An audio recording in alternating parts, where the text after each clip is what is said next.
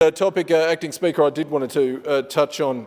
was one that the Minister for Carers and Volunteers spoke about earlier in her contribution, and that is the $18 million for food relief.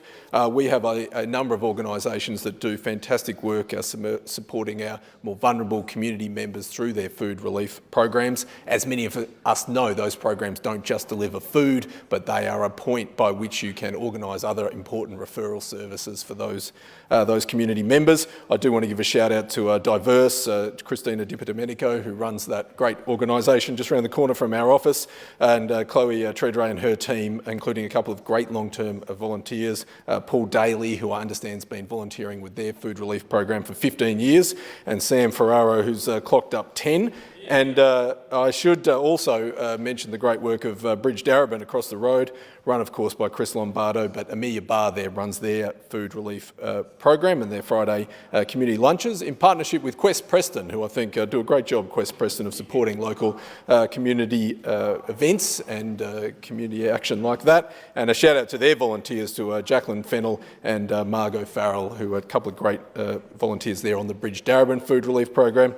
And then finally, Acting Speaker, Reservoir Neighbourhood House have a food relief program up there run by Kate Hatton and Vicky Boyle, and again some wonderful volunteers who I just want to recognise for their ongoing contribution to that program, Jenny Galens, Margaret Stiles, and of course Rotary Preston up there, who do all the food bank pickups. And thank you to Jeff McElvenna, Ruth McCall, and of course Jerry G-Man Lyons, the new president of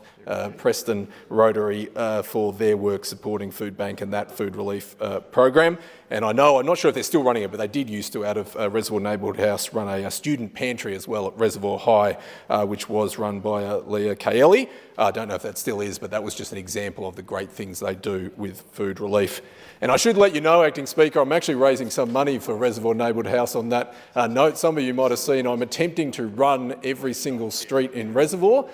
which turned out to be quite an ambitious endeavour. It is a very large established suburb with over 300 kilometres of streets. I'm only about halfway through and it is now September, but I thank those MPs and colleagues who have donated to that little fundraiser, and indeed I thank Rebecca Such, Mick Ricardo, Peter Kemp, Margaret Stiles and Hendrik Jacob have also donated generously. I did promise that if I failed to run every single street I would double everyone's donations, so I thank people for their generosity, but it has also made me quite nervous that I'll now be forking out well over $1,000 if I don't get through all the streets by the end of the year, but I will keep the House updated.